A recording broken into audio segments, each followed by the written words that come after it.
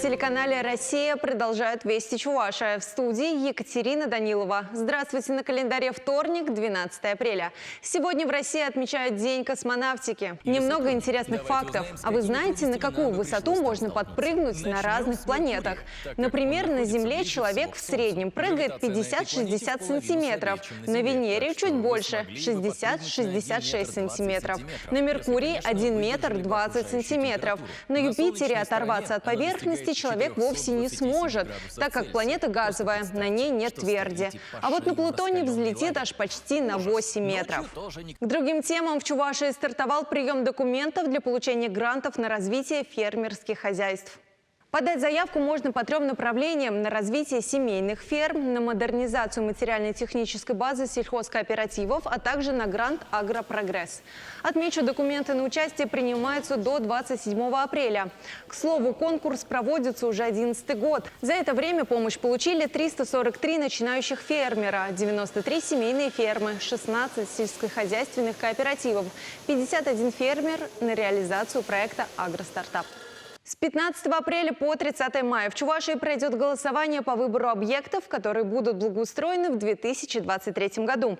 Отдать свой голос жители республики смогут на портале госуслуги и на сайте za.городсреда.ру.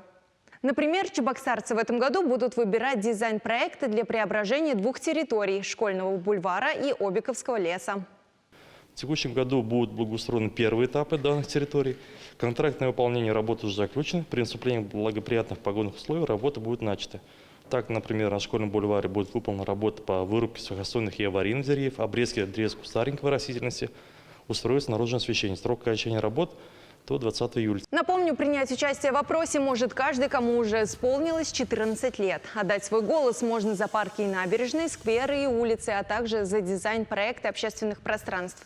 Объекты, набравшие наибольшее число голосов, попадут в перечень территорий для благоустройства на следующий год. Космический спецназ. Сказку с таким названием накануне Дня космонавтики показали в деревне Шоршило. Это новая постановка для детей Чувашского драматического театра. Это история о дружбе и взаимопомощи. Инопланетянин Хелпи, космический спецназ, прилетает на Землю, чтобы уберечь людей от злых чар ведьмы Зинаиды.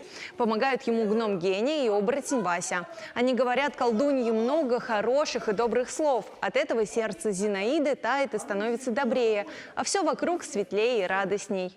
Он был нам очень интересный. Мы узнали то, что не надо быть злой, надо быть добрый, хорошо относиться к людям. Если говорить хорошие слова, то ты будешь сам хорошим. Видеоролик этнокомплекса «Амазония» вышел в финал международного конкурса «Дива Евразии». За главный приз борются команды из разных уголков планеты – Абхазии, Армении, Белоруссии, Казахстана, Киргизии, Китая, России, Узбекистана. Отмечу, финал конкурса пройдет во Владивостоке с 25 по 27 мая. Победителей и призеров будут отбирать в 25 категориях. К слову, проект «Этнокомплекс Амазония. Сделай шаг в страну своей легенды» участвует в номинации «Туристические дестинации». Таковы вести к этому часу. Желаю вам хорошего дня. Оставайтесь на телеканале «Россия».